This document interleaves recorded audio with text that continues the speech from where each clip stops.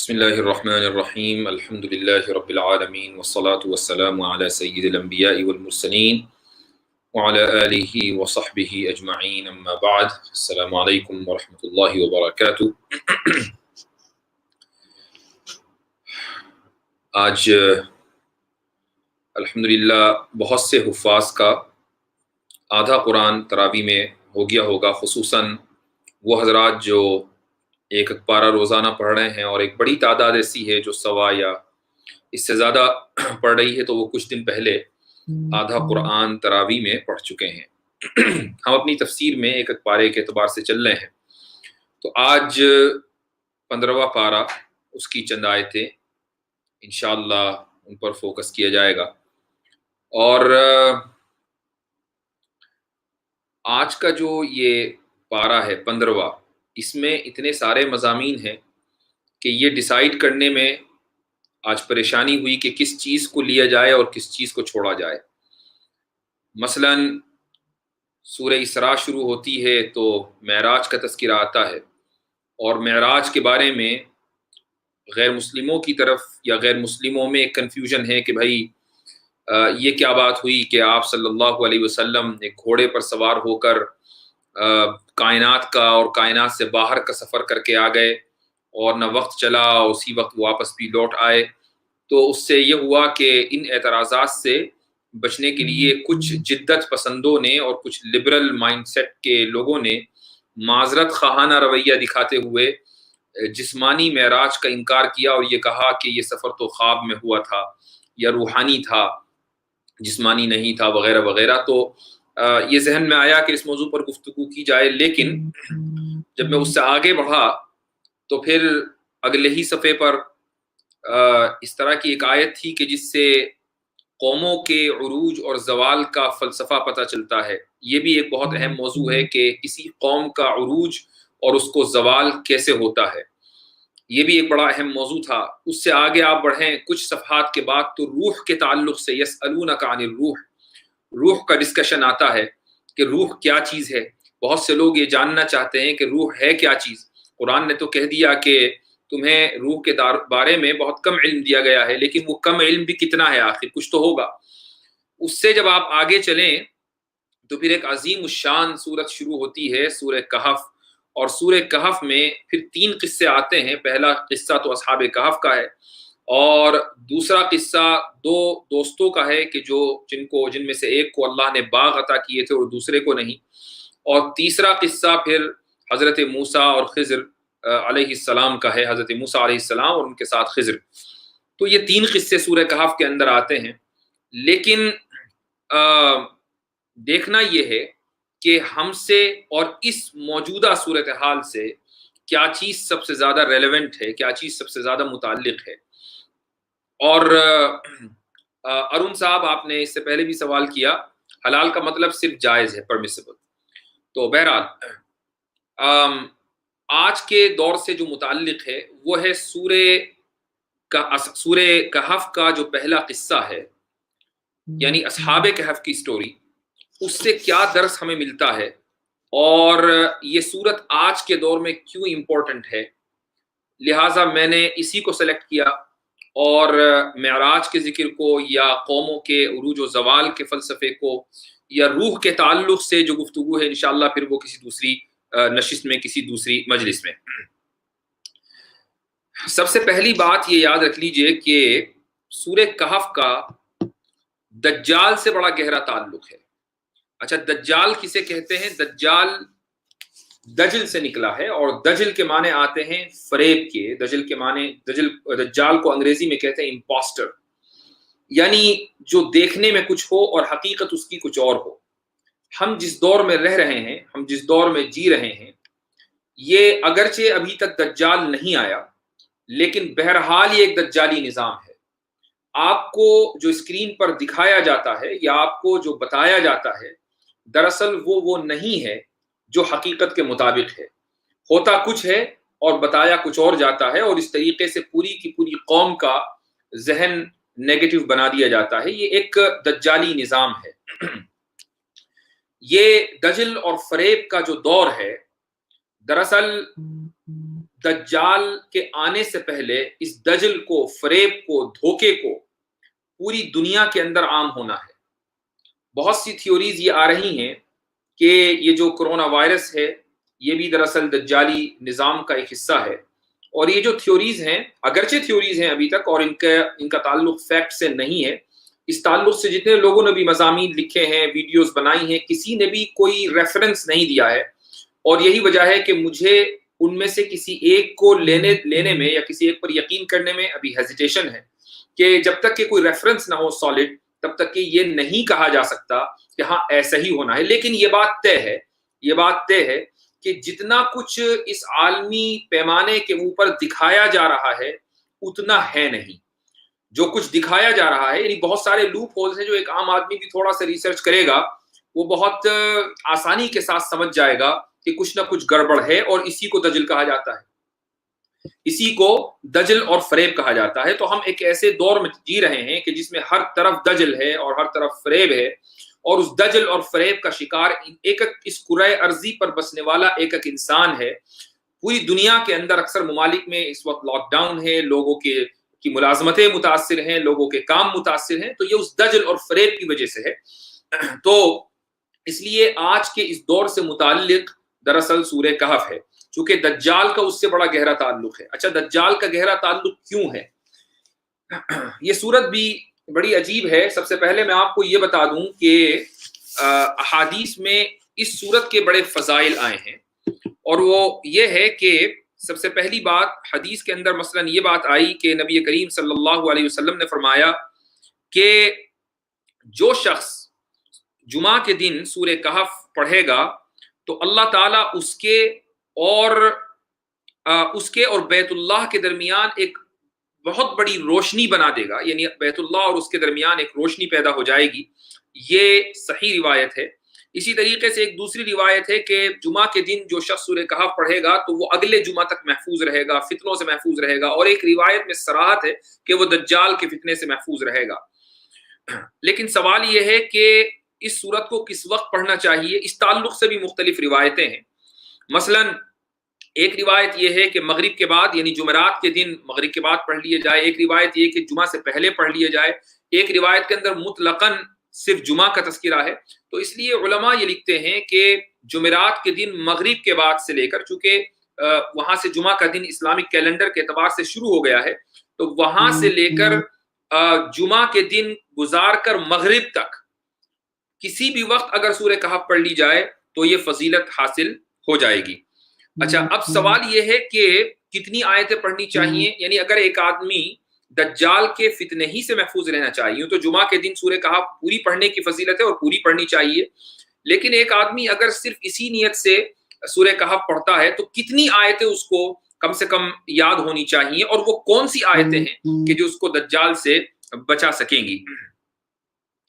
तो सबसे इस ताल्लुक से भी 4 मुख्तलिफ किस्म की रिवायतें हैं, लेकिन जो 2 अलग अलग तरह की रिवायतें और सही रिवायतें हैं, उनमें पहली रिवायत जो ज्यादा प्रेफर्ड और राजे है वो ये कि सूरह कहफ की इब्तिदा की जो 10 आयतें हैं उनको अगर पाबंदी के साथ पढ़ा जाए और उनको याद कर लिया जाए तो ये आयतें इंशाअल्लाह उस इंसान को दज्जाल के फितने से महफूज रखेंगी।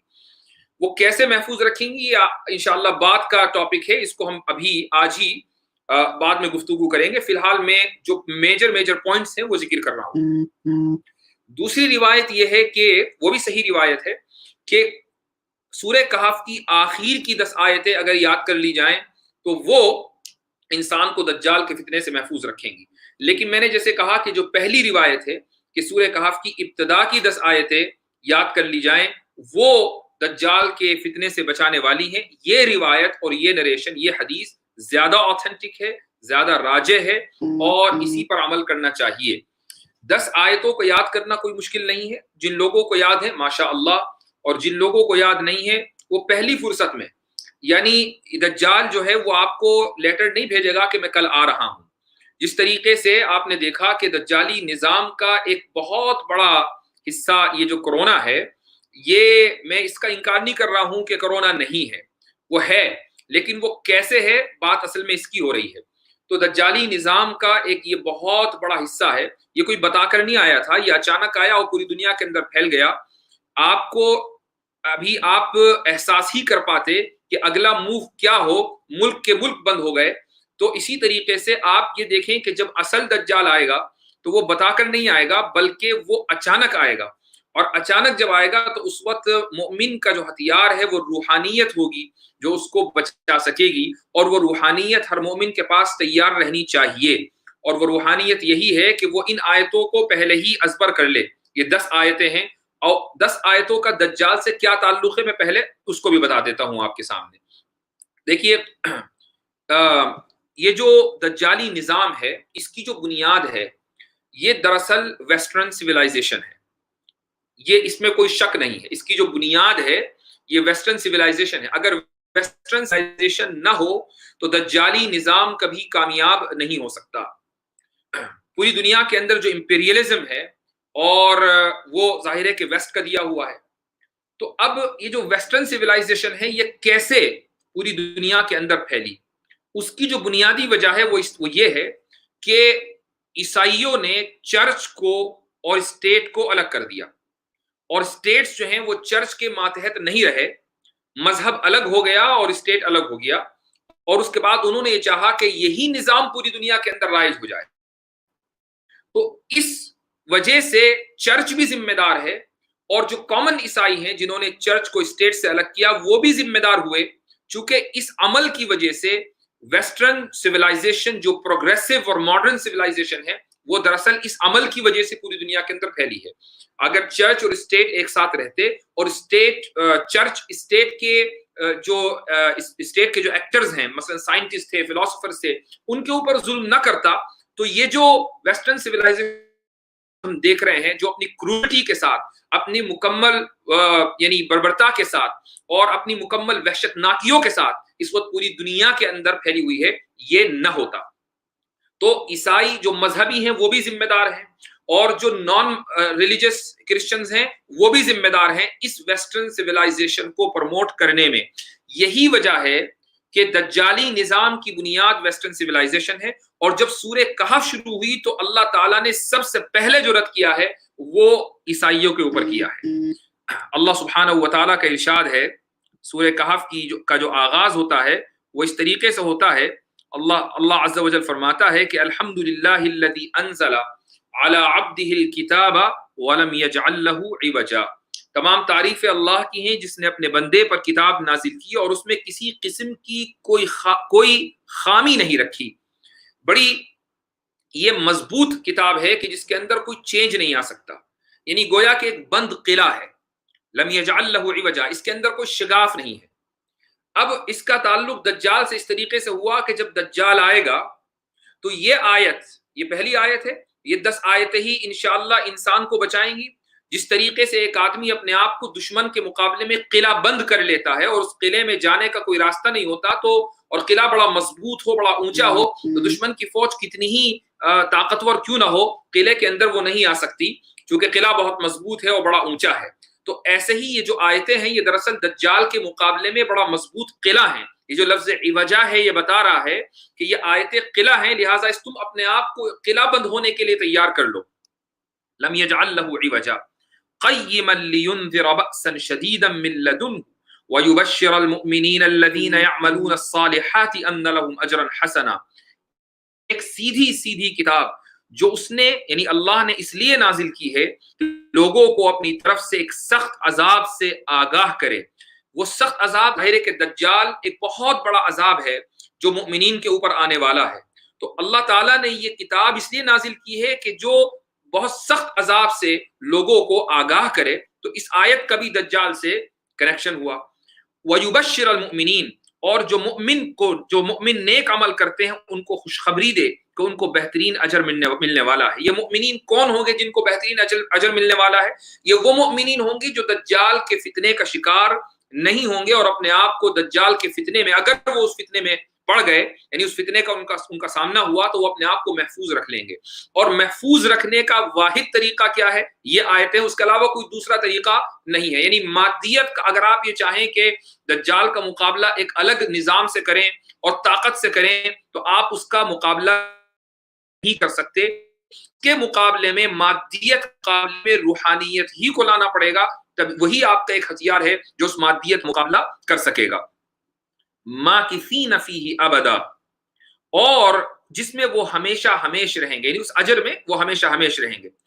یہ آیت نمبر 3 تھی۔ اب آیت نمبر 4 آتی ہے، وَيُنذِرَ الَّذِينَ قَالُوا اتَّخَذَ اللَّهُ وَلَدًا۔ دیکھیے یہاں سے اہل کتاب کے اوپر یعنی عیسائیوں کے اوپر اللہ تعالیٰ نے کرٹیسائز کیا ہے، ان کو ریفیوٹ کیا ہے۔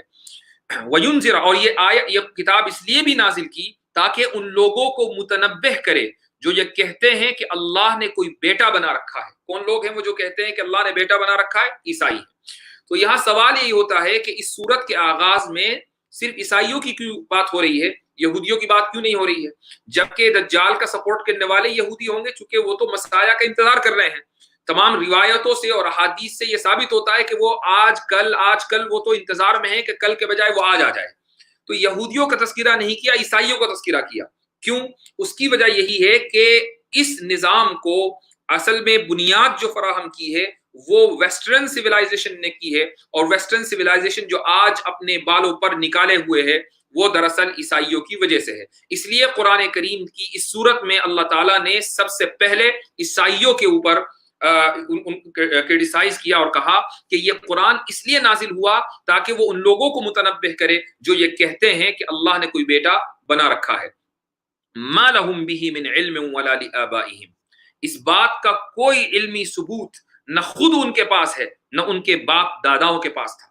یعنی کوئی من علم، کسی بھی طرح کا کوئی ایویڈنس، نہ تو ان کے پاس کوئی ٹیکسچول ایویڈنس ہے، یعنی کوئی ایسی آیت ہو کہ جس کے بارے میں وہ 100% یہ کہہ سکتے ہوں کہ یہ خدا کی طرف سے نازل ہوئی ہے، اور نہ ہی کوئی سائنٹیفک دلیل ہے۔ بلکہ آپ کسی کرسچن سے یہ کہیں کہ ذرا سائنٹیفکلی یا ریشنلی یہ ثابت کر دو کہ خدا کا بیٹا ہے، یا ٹرینٹی کو ذرا سائنٹیفکلی ثابت کر دو، تو وہ ایک دم پتلی گلی سے نکل لیتا ہے۔ تو قرآن نے واضح کر دیا کہ ما لہم بہ من علم ولا لآبائہم۔ میں نے اس سے پہلے بھی ایک مرتبہ کہا تھا کہ ان کے یہاں ایک ٹرم ہے لیپ آف فیتھ۔ یہ جو لیپ آف فیتھ ہے یہ دراصل ایک ایسی ٹرم ہے کہ جس نے ان کو یہ بچا رکھا ہے کہ وہ سائنٹیفکلی یا ریشنلی ٹرینٹی کو ثابت کرنے کی ان کو ضرورت نہیں ہے، چونکہ ان کو پتا ہے وہ کبھی ثابت نہیں کر پائیں گے۔ کبرت کلمۃ تخرج من افواہہم ان یقولون الا کذبا، بڑی سنگین بات ہے جو ان کے منہ سے نکل رہی ہے، جو کچھ وہ کہہ رہے ہیں وہ جھوٹ کے سوا کچھ نہیں۔ تو دیکھیے اس آیت کے اندر بھی، آیت نمبر 5 میں عیسائیوں کے اوپر سخت میں کرٹیسائز کی جا رہی ہے، اور اس کرٹیسزم کی، اس تنقید کی جو بنیاد ہے وہ یہی ہے کہ انہی لوگوں نے دراصل راستہ فراہم کیا ہے دجال کو، دجال کے نکلنے کا اور دجالی نظام کے پوری دنیا میں پھیلنے کا سبب بنیں گے اور بن رہے ہیں۔ اس کے بعد اللہ تعالیٰ فرماتا ہے نبی کریم صلی اللہ علیہ وسلم کو خطاب کرتے ہوئے، آیت نمبر 6 میں جو ابتدائی 10 آیتیں ہیں صرف انہی کے اوپر فوکس کر رہا ہوں چونکہ وہی دراصل دجال سے بچانے والی ہیں۔ اللہ تعالیٰ فرماتا ہے، اب اے پیغمبر، اگر لوگ قرآن کی اس بات پر ایمان نہ لائیں تو ایسا لگتا ہے جیسے آپ افسوس کر کر کے ان کے پیچھے اپنی جان کو گھلا بیٹھیں گے۔ یعنی کیا آپ اپنے آپ کو ہلاک کر لیں گے اس وجہ سے کہ یہ لوگ ایمان نہیں لا رہے ہیں؟ اس افسوس میں، اس غم میں آپ غم نہ کریں۔ یہ نبی کریم صلی اللہ علیہ وسلم کو خطاب ہے، لیکن آج کے دور میں یہ ہر مسلمان کو خطاب ہے کہ اگر تم دجالی نظام میں جی رہے ہو، اور اگر تمہارا سامنا دجال سے ہو جائے اور تم دجال کو بظاہر کامیاب ہوتے ہوئے دیکھو اور تم مؤمنین کو بظاہر ناکام ہوتے ہوئے دیکھو، تو تم اس غم کے اندر اپنے آپ کو گھلا مت بیٹھنا، تم اس غم کے اندر اپنے آپ کو ہلاک مت کر بیٹھنا، چونکہ تمہاری جو روحانیت ہے الٹیمیٹلی ایک دن اسی کو غالب آنا ہے، مادیت کو مغلوب ہو جانا ہے۔ تو اس لیے تم اس فوری یہ رد عمل کرتے ہوئے اپنے آپ کو اس غم کی وجہ سے ہلاک مت کر لینا۔ تو نبی کریم صلی اللہ علیہ وسلم کے واسطے سے آج یہ پوری امت کو خطاب ہے جو دجالی نظام کی وجہ سے پریشان ہے۔ اِنَّا جَعَلْنَا مَا عَلَى الْأَرْضِ زِينَةً لَهَا لِنَبْلُوَهُمْ أَيُّهُمْ أَحْسَنُ عَمَلًا۔ یہ آیت تو ڈائریکٹ ریلیٹ کرتی ہے دجالی نظام سے۔ اللہ تعالیٰ فرماتا ہے آیت نمبر 7 سورہ کہف، یقین جانو کہ روئے زمین پر جتنی چیزیں ہیں ہم نے انہیں زمین کی سجاوٹ کا ذریعہ اس لیے بنایا ہے تاکہ لوگوں کو آزمائیں کہ ان میں کون زیادہ اچھا عمل کرتا ہے۔ یہ یاد رکھیے کہ دجال جو ہے وہ، میں نے جیسے پہلے کہا کہ اس کے یہ دجل سے نکلا ہے، فریب سے نکلا ہے۔ آج جو ہم پوری دنیا کے اندر چمک دمک دیکھتے ہیں بڑی بڑی بلڈنگیں دیکھتے ہیں، بڑے بڑے بینکس ہیں اور بڑے بڑے فائنینشیل انسٹیٹیوشنز ہیں اور حکومتوں کی بڑی بڑی عمارتیں ہیں، اور یہ تمام کے تمام دراصل اس نظام کے آلات اور پرزے ہیں جو اس نظام کو پروموٹ کریں گے اور اس نظام کا سینٹر بنیں گے۔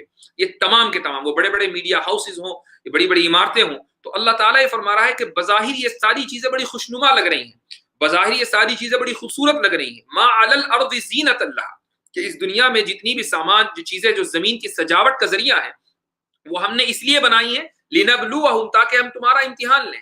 ظاہر ہے کہ اس نظام کے ذریعے، اور جب دجال اس نظام کے بعد آئے گا تو مؤمنین کا بڑا سخت امتحان ہونا ہے کہ وہ اپنے ایمان کے اوپر باقی رہتے ہیں اس روحانیت کو اختیار کر کے، یا اپنے ایمان کو چھوڑ دیتے ہیں۔ لنبلوہم ایہم احسن عملا، یہ آیت نمبر 7 ہے۔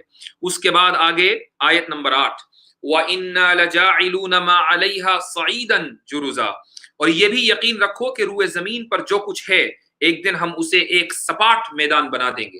یعنی الٹیمیٹلی اس دنیا کا کیا ہونا ہے؟ آج پوری دنیا کے اندر چمک دمک ہے، رونق ہے، اور بڑی بڑی بلڈنگیں ہیں، اور خوب طاقت کا مظاہرہ انسان کر رہا ہے، اور ہر طرف مادیت پرستی اور میٹیریلزم ہے۔ لیکن یہ یاد رکھا جائے کہ ایک دن اس پوری زمین اور کائنات کو سپاٹ بنا دیا جائے گا، چونکہ قیامت کے دن یہ سب چیزیں تباہ ہو جانی ہے، پوری دنیا تباہ ہو جانی ہے۔ الٹیمیٹ اس کا یہی رزلٹ نکلنا ہے۔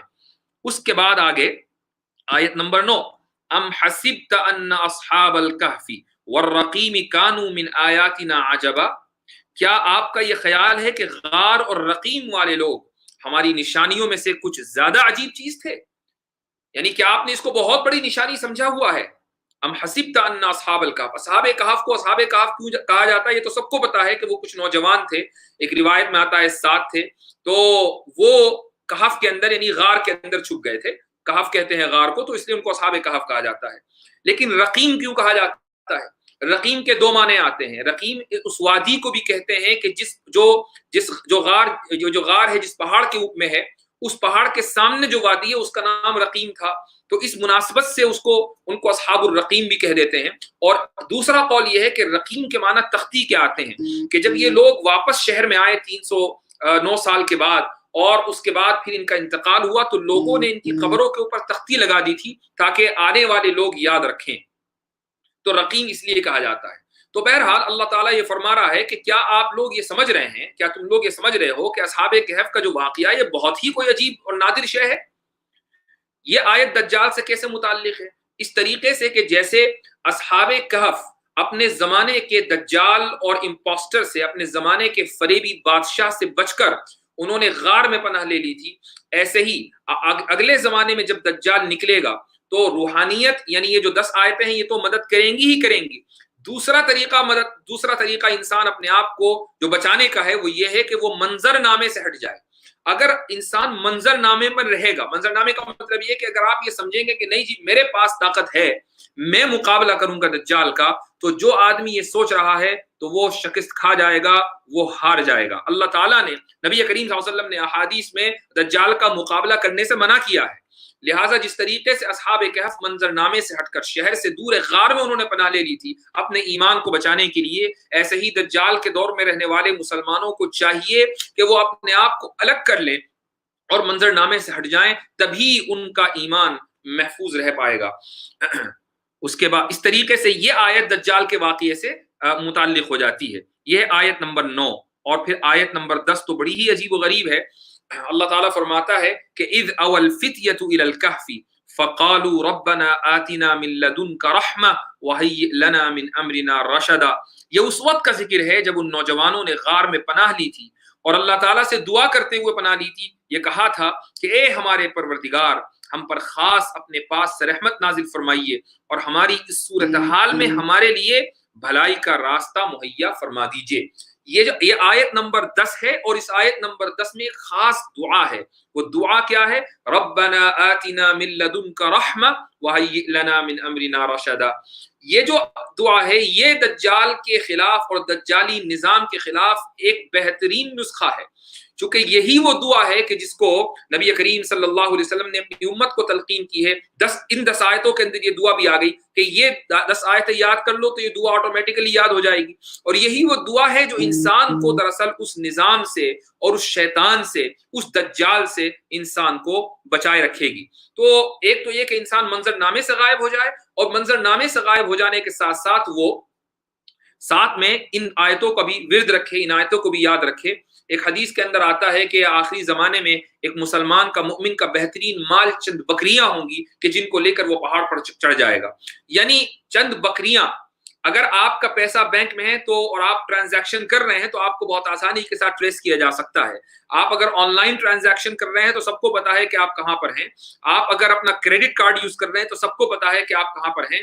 تو دجال آپ کی تلاش میں ہے, وہ بہت آسانی کے ساتھ آپ کو ٹریس کر سکتا ہے. اس کا مطلب یہ نہیں ہے کہ آپ کوئی خدا نخواستہ دہشت گرد ہیں, بلکہ آپ اپنے آپ کو لو پروفائل بنائیے. اور لو پروفائل انسان تبھی ہو سکتا ہے جبکہ وہ اس حدیث کے اوپر عمل کرے کہ آخری زمانے میں مومن کا بہترین مال چند بکریاں ہوں گی, کریڈٹ کارڈ نہیں ہوگا, وہ پیپر کرنسی نہیں ہوگی, وہ بینک بیلنس نہیں ہوگا, وہ شیئر مارکیٹ میں شیئرز نہیں ہوں گے, چونکہ یہ ساری چیزیں وہ ہیں کہ جس سے پتہ چلتا ہے کہ کون آدمی ان چیزوں کا مالک ہے. بلکہ چند بکریاں ہوں گی کہ جن کو لے کر وہ اکیلے پہاڑ کے اوپر چڑھ جائے اور وہاں وہ اپنی آئسولیشن میں زندگی گزارے. آئسولیشن کا جو لفظ ہے وہ آج کل بہت عام ہو رہا ہے. تو اچھا ہے کہ جو حکومتیں ہیں پوری دنیا کی, وہ خود ہی بتا رہی ہے کہ آئسولیٹ اپنے آپ کو کر لو اور کس طریقے سے آئسولیشن اختیار کرو. تو مؤمنین کو دراصل یہ پریکٹس ہو رہی ہے آٹومیٹکلی من جانب اللہ کہ دجال جب آئے گا تو وہ اپنے آپ کو آئسولیٹ کیسے کریں. تو بہرحال یہ وہ 10 آیتیں ہیں اور ان کا ڈائریکٹ کنیکشن ہے دجالیات سے, دجالی نظام سے. اب سوال یہ ہے کہ یہ جو اصحاب کہف تھے یہ کون لوگ تھے اور ان کا واقعہ کیا ہے. آپ نے, ہو سکتا ہے کہ بہت بڑی تعداد ایسی ہو, ان کو بائبل کی لینگویج میں 7 سلیپرز بھی کہا جاتا ہے, اور یہ واقعہ کرسچنز کے یہاں بھی بڑا مشہور ہے.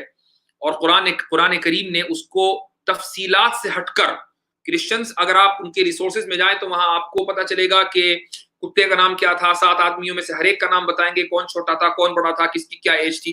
قرآن کریم جو ہے وہ ان چیزوں کے اندر نہیں پڑتا ہے. قرآن کریم کو ڈیٹیل سے, چونکہ ان ڈیٹیلز کے اندر ہدایت نہیں چھپی ہوئی ہے, اصل تو اس قصے کی طرف ریمائنڈ لوگوں کو کرا دینا ہے تاکہ لوگ ہدایت حاصل کر لیں.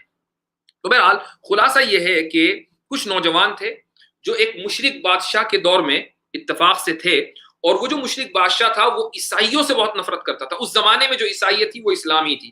یہ بھی میں آپ کو بتا دوں, آج بھی ماشاءاللہ کچھ غیر مسلم دیکھ رہے ہیں, اور روزانہ کچھ غیر مسلم ہماری تفسیر کے اندر رہتے ہیں. آج ایک صاحب نے ایک ویڈیو کلپ بھیجی, اور اس میں ایک صاحب جو ہیں وہ پنڈت جی ہیں, وہ یہ کہہ رہے ہیں کہ بھائی سناتن دھرم ہی حق ہے, اور اس کی وجہ یہ ہے کہ بھگوان نے خود ہی اس کو اسٹیبلش کیا تھا, اور رہی بات اسلام کی تو اس کو اسٹیبلش کرنے والے تو محمد صاحب ہیں صلی اللہ علیہ وسلم, اور اس کرسچینٹی تو اس کو اسٹیبلش کرنے والے عیسیٰ علیہ الصلوۃ والسلام ہیں. تو جس چیز کو بھگوان نے یعنی اوپر والے نے خود ہی اسٹیبلش کیا ہو, میں تو اس کو سچ مانوں گا. یہ بات انہوں نے کہی. یہ بات اس وقت درست ہوتی اگر واقعی ایسا ہوتا, ایسا ہے نہیں.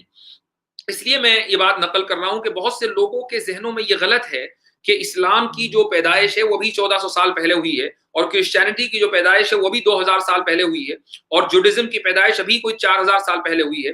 ایسا نہیں ہے, بلکہ اسلام روز اول سے ہے. خود اگر آپ سناتن دھرم کو اگر آپ عربی میں کہیں تو اسی کو الدین القیم کہا جاتا ہے. الدین القیم یعنی سیدھا دین. قرآن کریم کے اندر دین القیم کی ٹرمینالوجی آئی ہے. سناتن دھرم کا آپ ترجمہ کر دیجئے.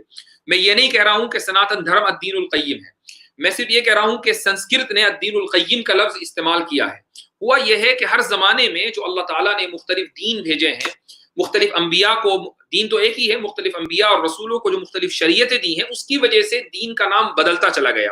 لیکن جو کور پرنسپل ہے یعنی توحید اور رسالت اور آخرت, بعث بعد الموت یعنی ریزرکشن, مرنے کے بعد زندہ ہونا, یہ حضرت آدم یعنی پہلے انسان سے لے کر آخری انسان تک یہ دین انچینجڈ ہے. اس کو آپ کسی زمانے میں یہودیت سے تعبیر کر لیتے ہیں, کسی زمانے میں اس کو عیسائیت کہہ لیتے ہیں, کسی زمانے میں اس کو یعنی نوح علیہ الصلوۃ والسلام کا دین کہہ لیتے ہیں, کسی زمانے میں شعیب کا دین کہہ لیتے ہیں, اور آج کے دور میں اس کو اسلام کہا جاتا ہے. تو یہ اسلام کوئی 1400 سال پہلے کا نہیں ہے بلکہ روز اول سے ہے. تو اس لیے اس غلط فہمی سے نکلیے کہ یہ ابھی 1400 سال پہلے آیا ہے. اگر یہ صرف 1400 سال پرانا ہوتا تو قرآن اصحاب کہف کی تعریف نہ کر رہا ہوتا، کیونکہ اصحاب کہف کرسچنز تھے اور اس زمانے میں کرسچینٹی ہی اسلام تھا. تو بہرحال یہ جو مشرک بادشاہ تھا اس نے لوگوں کے اوپر ظلم کیا اور اپنی آئیڈیالوجی کو امپوز کرنا چاہا. آج بھی آپ بہت دنیا کے اندر دیکھتے ہیں کہ جو ذرا سا جن کے ہاتھ میں اقتدار آ جاتا ہے وہ اپنی آئیڈیالوجی حتیٰ کہ اپنا دین اور اپنا مذہب عام عوام کے اوپر تھوپنا چاہتے ہیں کہ تمہیں اگر جینا ہے تو ہمارے طریقے سے جینا ہے، تمہیں اگر زندگی گزارنی ہے تو ہمارے طریقے سے، تمہارا پہناوا ہمارے طریقے سے ہوگا، تمہارا کھانا پینا ہمارے طریقے سے ہوگا. تو یہ کوئی نیا نیریٹو نہیں ہے بلکہ یہ بہت عرصے سے چلا آ رہا ہے. تو یہ جو نوجوان تھے ان لوگوں نے سوچا کہ ہم کوئی مقابلہ تو کر نہیں پائیں گے، لہٰذا انہوں نے یہ پلان بنایا کہ قبل اس کے کہ بادشاہ ہمیں مجبور کرے اور ہمارے اوپر اپنی آئیڈیالوجی، پیتھیٹک آئیڈیالوجی کو ہمارے اوپر امپوز کرے، ہم نکل کر کہیں چھپ جاتے ہیں، اس علاقے سے چلے جاتے ہیں. دیکھیں ان نوجوانوں نے کیا کیا اور کس طریقے سے ان کا جو یہ واقعہ ہے وہ ہم سے ریلیٹ کرتا ہے.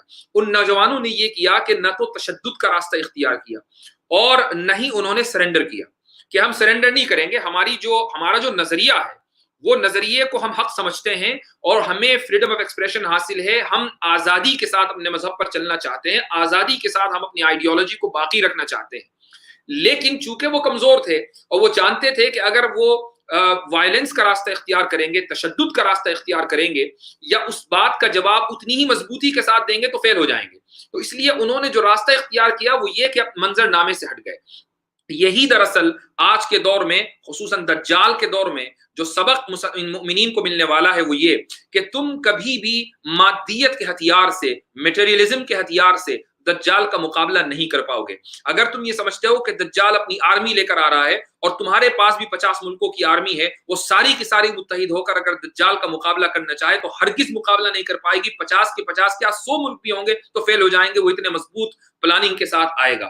تو تمہارا جو ہتھیار ہوگا وہ منظر نامے سے ہٹ جانا اور روحانیت کو پروموٹ کرنا. یہ روحانیت کیا ہے؟ یہ سورہ کہف کے اندر پھیلی ہوئی ہے. تو بہرحال یہ جو نوجوان تھے یہ چلے گئے ایک غار میں اور اللہ تعالیٰ، یہ کرامت ایسی ہوئی کہ اللہ تعالیٰ کی طرف سے کہ ان کے اوپر نیند مسلط ہو گئی اور یہ ایک لمبے عرصے تک سوتے رہے، یہاں تک کہ 309 سال کے بعد یہ بیدار ہوئے ہیں. 309 سال کے بعد. اور ان کو ایسا لگا، آج بھی مطلب یہ کوئی بڑی بات نہیں ہے، ان کو ایسا لگا کہ جیسے ابھی چند ہی گھنٹے ہوئے ہوں. آپ جب سوتے ہیں رات میں اور بہت ہی زبردست آپ کو ریلیکس فیل ہو اور آپ بہت اچھی نیند آپ کو آئے تو 7-8 گھنٹے بھی اگر آپ سوئیں تو ایسا لگتا ہے کہ جیسے چند لمحوں کے لیے آپ سوئے اور ایک دم پوری رات گزر گئی. تو یہ تو ہم دن رات ہی ایکسپیرینس کرتے ہیں. تو اگر 8 گھنٹے ایک لمحہ محسوس ہو سکتا ہے تو 309 سال بھی ایک لمحہ ہی محسوس ہو سکتا ہے یا چند گھنٹے محسوس ہو سکتے ہیں. یہ کوئی بڑی بات نہیں ہے، اس میں کوئی عجوبہ نہیں ہے کہ یار یہ کیسے ہو گیا کہ ان کو 309 سال جو ہے وہ چند گھنٹے لگے. تو بہرحال وہ جب 309 سال کے بعد بیدار ہوئے تو اس عرصے میں اللہ تعالیٰ نے ان کے جسم کو سڑنے سے بچائے رکھا.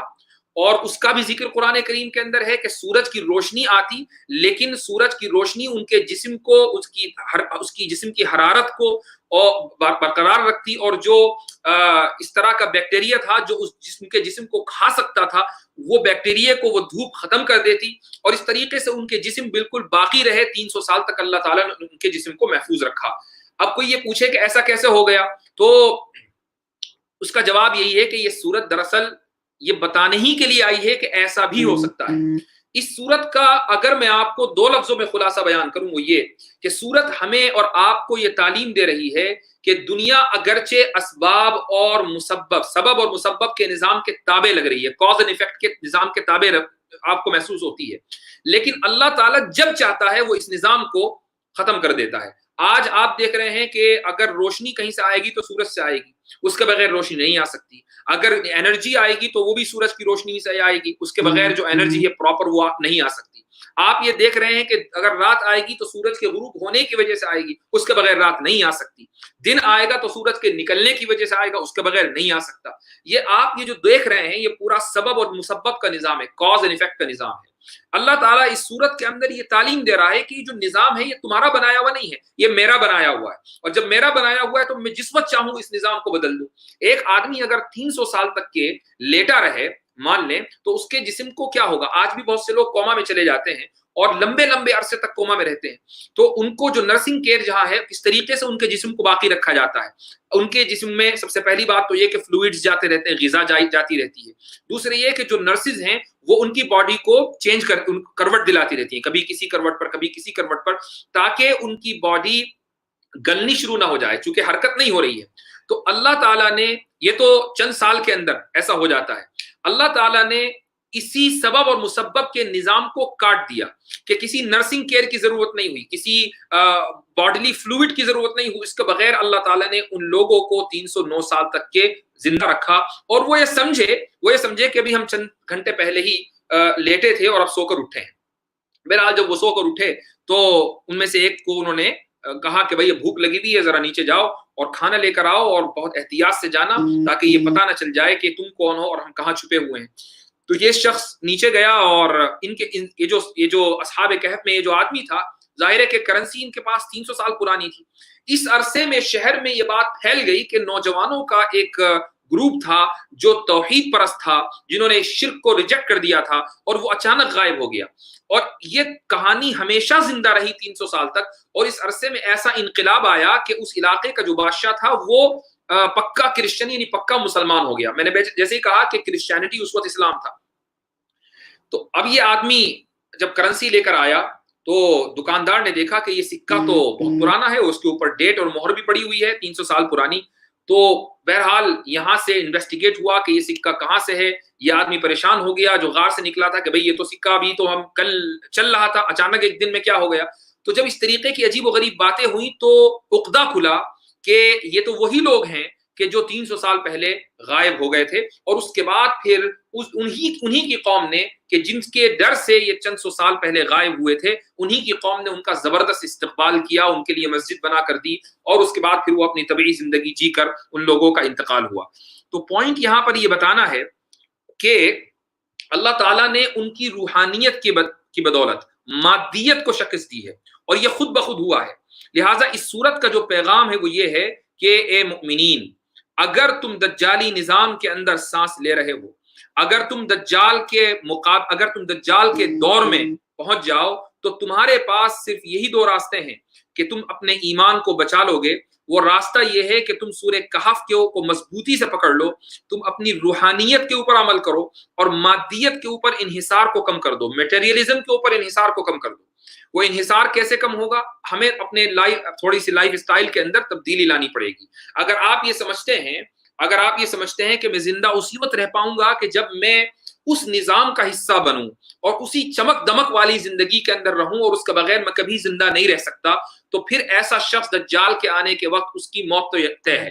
تو اس کو اس مادیت پرستی اور میٹیریلسٹک نظام سے اپنے آپ کو تھوڑا الگ کرنا ہوگا، اور روحانیت کو اپ گریڈ کرنا ہوگا، اور یہ اسی وقت ممکن ہے جب وہ اس صورت کو اپنی زندگی کے اندر اپلائی کرے اور شروع کی 10 آیتیں حفظ کر لے، اور اس بات کے لیے تیار رہے کہ اگر دجال کا اس کی زندگی کے اندر آنا ہو گیا، اور جیسے حالات چل رہے ہیں، کوئی بعید نہیں ہے کہ ہم دجال کو دیکھ لیں، اور ہو سکتا ہے کہ ہم نہیں تو ہماری نسلیں آگے آنے والی 1 یا 2 نسلیں تو شاید دیکھ ہی لیں، چونکہ جس دور میں ہم جی رہے ہیں یہ دراصل قیامت کی 3 طرح کی علامتیں ہیں۔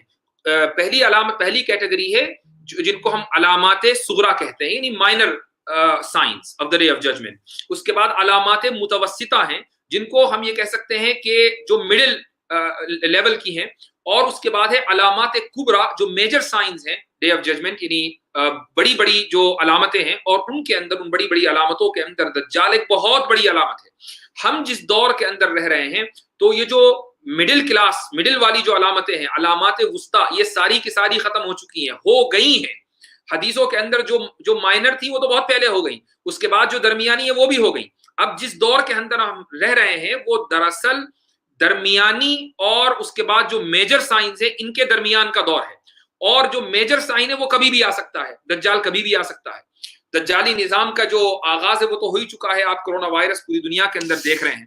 تو اس لیے اپنے آپ کو ہم اور آپ ہمیشہ اس بات کے لیے تیار رکھیں کہ یہ امپوسٹر، یہ دجال، یہ کبھی بھی نمودار ہو سکتا ہے، تو ہماری تیاری کیا ہے؟ اب اس کے بعد اللہ تعالیٰ نے اس صورت کے اندر یہ بھی پیغام دے دیا کہ یہ یاد رکھو کہ فتح روحانیت کی ہونی ہے، مادیت کی نہیں ہونی ہے۔ ہو سکتا ہے کہ بہت سارے لوگ شہید ہوں، ہو سکتا ہے کہ بہت سارے لوگ ہلاک ہوں، ہو سکتا ہے کہ بہت سارے لوگ اپنے ایمان کو کھو دیں، العیاذ باللہ، لیکن at the end of the day اگر فتح ہونی ہے تو وہ روحانیت کی ہونی ہے۔ کیسے ہونی ہے؟ بالکل ایسے ہی جیسے اصحاب کہف کی ہوئی تھی۔ ایک تو واقعہ یہ ہے، ایک اور میں آپ کو آیت سناتا ہوں، یہ سورہ کہف میں نہیں ہے بلکہ اس سے پہلے کی جو سورت ہے سورہ اسراء، اس میں ہے۔ وہ یہ ہے کہ اللہ تعالیٰ تہذیب کو، کسی بھی تہذیب کو کیسے تباہ کرتے ہیں، اس کا ایک نسخہ، اس کی ایک علامت قرآن کریم نے ذکر کی ہے۔ وہ یہ کہ وَإِذَا أَرَدْنَا أَن نُهْلِكَ قَرْيَةً أَمَرْنَا مُتْرَفِيهَا فَفَسَقُوا فِيهَا فَحَقَّ عَلَيْهَا الْقَوْلُ فَدَمَّرْنَاهَا تَدْمِيرًا۔ اللہ عز وجل فرماتا ہے کہ جب ہم کسی بستی کو ہلاک کرنے کا ارادہ کرتے ہیں تو ہم اس کی جو اپر کلاس ہے، جو ایفلوئنٹ جن کو ہم بولتے ہیں، یعنی جو بہت ہی کہہ لیجئے کہ مالدار طبقہ ہے، ہم ان کے دل میں یہ بات ڈال دیتے ہیں کہ وہ ظلم کرنے لگیں، فَفَسَقُوا فِيهَا، لہٰذا وہ ظلم کرنے لگتے ہیں، تو اللہ کا جو فیصلہ ہے وہ ان کے اوپر ثابت ہو جاتا ہے، فَحَقَّ عَلَيْهَا الْقَوْلُ فَدَمَّرْنَاهَا تَدْمِيرًا، اور اس طریقے سے ہم اس پوری بستی کو تباہ کر دیتے ہیں۔ کیا مطلب ہے اس کا؟ اس کا مطلب یہ ہے کہ جب کسی بستی کو اور کسی تہذیب کو اللہ تعالیٰ ہلاک کرنے کا ارادہ کرتا ہے تو اس تہذیب کے جو چلانے والے ہوتے ہیں، یعنی جو کریم لیئر ہے، جو سب سے اونچا ایلیٹ کلاس جس کو ہم کہتے ہیں، جو فارچون کمپنیز کے مالک ہیں، جو 500 فارچون کمپنیز دنیا کے اندر آج ہیں، ان کے مالک ہیں، جو بڑے بڑے پوزیشنوں کے اوپر ہیں، جو بڑے بڑے بینکس کے سربراہان ہیں اور فائنینشل انسٹیٹیوشنز کے جو مالکان دنیا کے اندر بیٹھے ہوئے ہیں، یہ دراصل مترفون ان کو کہا گیا ہے۔ یہ ہر زمانے کے اندر رہے ہیں، آج بھی ہیں اور اس سے پہلے زمانوں کے اندر بھی ہیں۔ تو ان کے دل میں کیا آتا ہے؟ ان کے دل میں فسق آتا ہے، فَفَسَقُوا فِيهَا۔ اچھا، یہ فسق کیسے کرتے ہیں، ظلم کیسے کرتے ہیں؟ ظلم کرتے ہیں اس طریقے سے، شاہ ولی اللہ محدث دہلوی رحمۃ اللہ علیہ نے بڑا ہی خوبصورت نقطہ اس آیت کے تحت لکھا ہے کہ یہ لوگ ٹیکس کے اندر اضافہ کر دیتے ہیں، چونکہ ان کو اپنی دولت بڑھانی ہوتی ہے، تو ہوتا یہ ہے کہ اس ایلیٹ کلاس کی دولت بڑھتی جاتی ہے، ملٹی پلائی ہوتی ہے روزانہ کے اعتبار سے، اور جو غریب ہے اس کی غربت کے اندر اضافہ ہوتا ہے، اور اس طریقے سے دونوں طبقات کے اندر جو خلیج ہے وہ بہت بڑی اور گہری ہوتی چلی جاتی ہے۔ امیر بنتا رہتا ہے اور غریب بنتا رہتا ہے ہر دن کے گزرنے کے ساتھ۔ آپ اپنے ملک میں دیکھ لیجئے، آپ دنیا میں کہیں بھی چلے جائیں، وہاں دیکھ لیجئے کہ امیر کی عمارت میں اضافہ ہو رہا ہے اور غریب کو ایک وقت کا کھانا نہیں مل رہا ہے۔ تو پھر کیا ہوتا ہے؟ پھر یہ ہوتا ہے کہ فحق علیہ القول۔ اب اس کے بہت سے طریقے ہیں، اللہ تعالیٰ کا ڈکلیریشن کیسے آتا ہے؟ آپ نے دیکھا ہوگا ماڈرن دنیا کے اندر فرانس کا انقلاب آیا۔ فرانس کا انقلاب کیسے آیا؟ زمینداروں نے جو ٹیکسز بڑھا دیے تھے اور زمینداروں نے جو ورکنگ کلاس کے اوپر ظلم کیا ہوا تھا، تو ورکنگ کلاس اوب گئی اور انہوں نے زمینداروں کو اٹھا کر باہر کر دیا۔ پورا جو ملک ہے وہ انقلاب لے آیا، اور آج پوری دنیا اس انقلاب فرانس کی سمجھ لیجئے کہ متاثر ہے اس سے۔ ایسے ہی ہر علاقے کے اندر ہوتا ہے کہ جب غریب پریشان ہو جاتا ہے اور وہ خودکشی کرنے لگتا ہے، اس کے پاس ایک وقت کی روٹی نہیں ہوتی اور غریبوں کی تعداد بڑھ جاتی ہے اور امیروں کی تعداد بہرحال کم ہوتی ہے لیکن ان کی عمارت بہت بڑی ہوتی ہے، تو غریب پھر ریبیلین کے اوپر آ جاتے ہیں اور وہ پھر امیروں کو نہیں چھوڑتے ہیں۔ اس طریقے سے ایک امیر کو چن کر پکڑا جاتا ہے۔ یہ نظام اللہ تعالیٰ کا ہے، اور یہ کوئی ایسا نہیں کہ صرف ایک ہی مرتبہ ہوا ہے، بلکہ مؤرخین نے لکھا ہے کہ تہذیبیں تو ہمیشہ تباہ ہوتی رہی ہیں۔ آج جو تہذیب چل رہی ہے وہ کوئی ہمیشہ رہے گی ایسا نہیں ہے۔ مثلا آج اگر تاریخ میں آپ دیکھیں، قوم عاد کی ایک سویلائزیشن تھی، قوم سمود کی ایک بڑی زبردست سویلائزیشن تھی، عمالقہ کا تذکرہ ہم نے سورہ یوسف میں کیا۔ حضرت یوسف علیہ السلام جس زمانے میں مصر گئے ہیں تو عمالقہ کا وہاں پر اقتدار تھا، ان کی ایک سویلائزیشن تھی۔ اس کے بعد حمیر ہیں، تبایعہ ہیں، اور اس کے بعد یہ جو مصر کے فرعون ہیں، ان کی سویلائزیشن کے آج بھی بڑے بڑے آثار آپ پیرامڈز کی شکل میں وہاں جا کر دیکھ سکتے ہیں۔ ایران کی سویلائزیشن تھی، رومن سویلائزیشن تھی، یہ ساری سویلائزیشن کہاں چلی گئیں؟ یہ کدھر ہیں؟ آپ ان کو آواز دیں، پکاریں تو کوئی جواب دینے والا ان سویلائزیشن کی طرف سے نہیں ہوگا۔ یہ اللہ تعالیٰ کا نظام ہے کہ یہ ساری کی ساری وہ سویلائزیشن تھی جن کی بنیاد مادیت پرستی پر تھی۔ اللہ تعالیٰ اس صورت کے اندر مؤمنین کو یہ بتا رہا ہے کہ ہر وہ سویلائزیشن، ہر وہ تہذیب اور ہر وہ جگہ اور ہر وہ نظریہ، ہر وہ آئیڈیالوجی کہ جس کی بنیاد مادیت پرستی کے اوپر ہے، جس کی بنیاد میٹیریلزم کے اوپر ہے، اس کو ہلاک ہونا ہے، اس کو تباہ ہونا ہے، اس کو ختم ہونا ہے اور غالب آنا ہے۔ تو وہ اللہ کا نظام ہے کہ جس کو ہم روحانیت کہتے ہیں، اور اسی کی تعلیم کے لیے اللہ تعالیٰ نے سورہ کہف کو نازل کیا ہے۔ تو بہرحال یوں تو اس صورت کے تعلق سے بہت کچھ کہا جا سکتا ہے، اور اصحاب کہف کے قصے کے تعلق سے بھی بہت سے لوگ یہ سوال کرتے ہیں کہ بھئی یہ اصحاب کہف کہاں پر ہے، یہ غار کہاں واقع ہے۔ اس تعلق سے کوئی بھی روایت 100% یہ نہیں کہہ سکتے کہ آپ یہ آتھینٹک ہے۔ مثلا جارڈن کے اندر عمان میں ایک پہاڑی ہے، میں وہاں جا چکا ہوں، وہاں پر اصحاب کہف کے بارے میں کہتے ہیں کہ بھئی یہ وہ مسجد ہے اور یہ ان کا غار ہے، اور وہاں پر باقاعدہ اسی انداز سے وہ بنا ہوا ہے کہ جیسے ایک طرف سے روشن دان ہے جہاں سے سورج جب نکلتا تھا تو اس وقت تک کہ اس کی روشنی آتی تھی اور اس کے غروب ہونے تک آتی رہتی تھی۔ وہ میں نے خود دیکھا ہے اپنی آنکھوں سے۔ اور ترکی میں بھی ایک علاقہ ہے جس کے بارے میں یہ دعویٰ کیا جاتا ہے کہ یہ دراصل اصحاب کہف کا علاقہ ہے۔ تو بہرحال وہ ترکی میں بھی ہو سکتا ہے اور وہ جارڈن میں بھی ہو سکتا ہے، ہمیں اس سے لینا دینا نہیں ہے۔ اصل مسئلہ یہ ہے کہ یہ واقعہ ہوا ہے، اور اس واقعے سے ہمیں یہ سبق ملتا ہے کہ آج کا نوجوان، خصوصاً جس کے ذہن میں اور جس کے دماغ میں مذہبیت ہے، جو مذہب پرست ہے، جو مذہب پسند ہے، جو روحانیت پسند ہے، جو مادیت کی وجہ سے پریشان آ چکا ہے، اور جو یہ سمجھ رہا ہے کہ اور سوچ رہا ہے کہ متى نصر اللہ، تو اللہ تعالیٰ اس کو یہ کنسول کر رہے ہیں ان آیتوں کے ذریعے کہ الٹیمیٹلی فتح تو روحانیت ہی کی ہونی ہے۔ تم اس مادیت کے نظام سے غم کھا کر اپنے آپ کو ہلکا نہ کرو۔ لعلک باخع نفسک، یہ جو آیت ہے، آیت نمبر 7، اس میں نبی کریم صلی اللہ علیہ وسلم کو بھی یہی پیغام دیا جا رہا ہے، اور آپ کے واسطے سے پوری امت کو یہ پیغام دیا جا رہا ہے۔ ہاں تم تیاری کرو، ہم تیاری کریں دجال کے فتنے سے بچنے کے لیے۔ دجال کے مقابلے کی تیاری نہیں کی جا سکتی، اس کے فتنے سے بچنے کی تیاری کی جانی چاہیے۔ اور اس کے فتنے سے جو بچنے کی تیاری ہے وہ کیسے ہوگی کہ ہم شروع کی جو 10 آیتیں ہیں وہ حفظ کریں، اور اسی طریقے سے میٹیریلزم کے اوپر اپنے انحصار کو تھوڑا کم کریں۔ تو یہ آج کے درس کا خلاصہ ہے۔ انشاءاللہ دعا ہے کہ اللہ تعالیٰ اس فتنے سے تمام لوگوں کو محفوظ رکھے، اور دجالی نظام سے ہم لوگوں کو محفوظ رکھے، اور ایسے تمام فتنوں سے جو دجال کے آنے سے پہلے آنے والے ہیں یا دجال کے بعد آنے والے ہیں، ان تمام فتنوں سے سب لوگوں کو محفوظ رکھے اور ان کے ایمان کی حفاظت فرمائے۔ تو انشاءاللہ کل پھر ملاقات ہوتی ہے۔ جزاکم اللہ خیر الجزا، والسلام علیکم ورحمۃ اللہ وبرکاتہ۔